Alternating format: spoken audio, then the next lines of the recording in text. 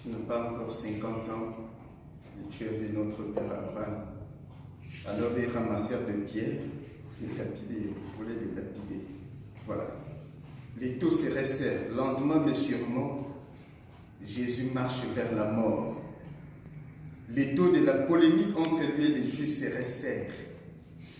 Nous venons d'entendre une vieille conversation qui oppose Jésus aux Juifs, qui veulent le prendre en flagrant délit de blasphème contre Dieu, ce qui leur fournit un bon prétexte à sa lapidation. Les propos de Jésus dérangent. Il révèle chez les Juifs une question fondamentale, celle de son identité. Pour qui te prends-tu? S'interroge-t-il. Et vous savez, Jésus ne répond pas directement. Toute pensée de vanité lui est étrangère. La seule gloire qui compte pour lui est celle qu'il reçoit du Père. Et il dit, si je me glorifie moi-même, ma gloire n'est rien. Mais c'est mon Père qui me glorifie. Saint Jean nous donne une précieuse indication quant à la personne de Jésus. Avant qu'Abraham fût, je suis, dit Jésus. Ce je suis est pour le moins impressionnant.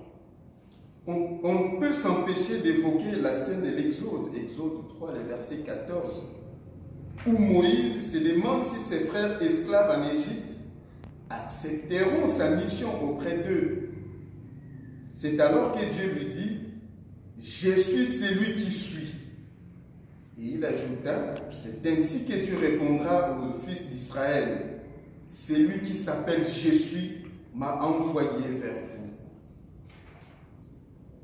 Jésus dit aux Juifs qu'il est Dieu, qu'il est la parole de Dieu faite chair. Il possède les mêmes attributs que Dieu, car il est Dieu lui-même, descendu parmi les hommes. En lui habite corporellement toute la plénitude de la divinité. Souvenons-nous aussi de Genèse 18, les 15 premiers versets. C'est l'épisode où Dieu visite Abraham au champ de Mamré. Là, il lui révèle que son épouse Sarah va avoir un fils. Et si vous lisez les textes, il y avait combien de personnages, combien de personnes? Il y avait 3 personnes qui étaient debout près de lui, près d'Abraham. Et quand ils partent, Abraham dit, j'ai vu Dieu. Dieu m'a parlé. Il y a là, aux yeux de certains théologiens, une trace de la Trinité. Et Jésus semble livrer le secret aujourd'hui.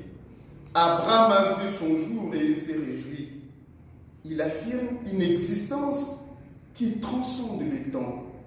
C'est donc l'éternité divine que le Christ partage avec le Père, auquel il est sorti. Il nous fait découvrir son identité véritable. Et cela nous ouvre à l'émerveillement, lequel doit nous conduire à une renaissance. L'émerveillement, vous savez que ça, c'est un terme très philosophique. Si vous lisez Platon, notamment Théétète, ou Aristote, dans les traités de métaphysique, notamment les livres Alpha, vous allez découvrir que les deux disent qu'au début de la philosophie, donc la philosophie est née lorsque pour la première fois, les hommes ont commencé à s'émerveiller, à s'interroger, l'émerveillement. Mais ce n'est pas ça ce que je développe. Donc l'émerveillement doit nous conduire, l'émerveillement sur l'identité de Jésus doit nous conduire à une renaissance. Que le Seigneur nous donne la grâce d'accueillir sa parole et de la vivre. Amen. Amen.